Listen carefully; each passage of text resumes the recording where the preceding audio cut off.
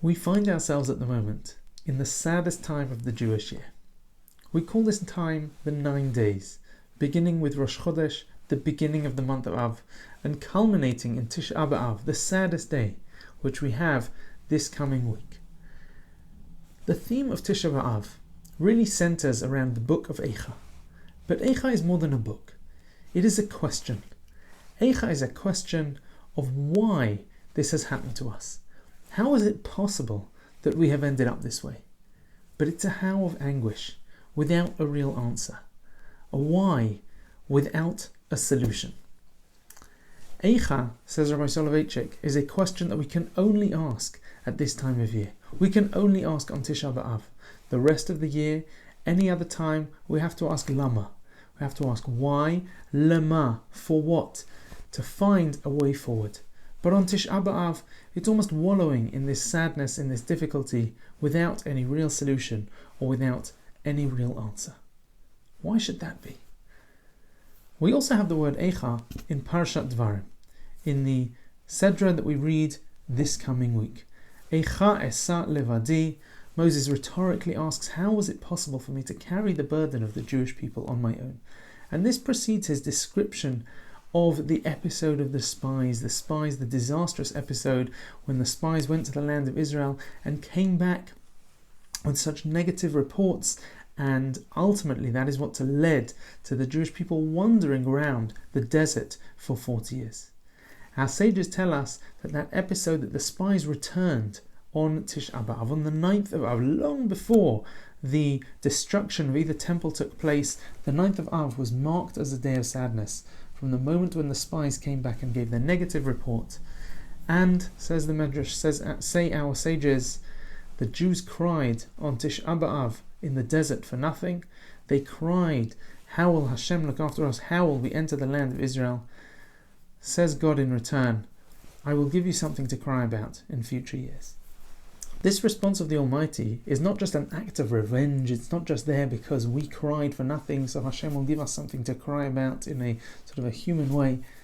What the Almighty is teaching us is that we waste so much emotional energy caring about things that don't matter in this world. And what this time of year is doing is helping us to realize what are the things that should really cause us anguish. We feel pain over a financial loss. We feel worried over things that we have no control over. We feel down about ourselves, even though we have so much potential to be great. That is wallowing in despair.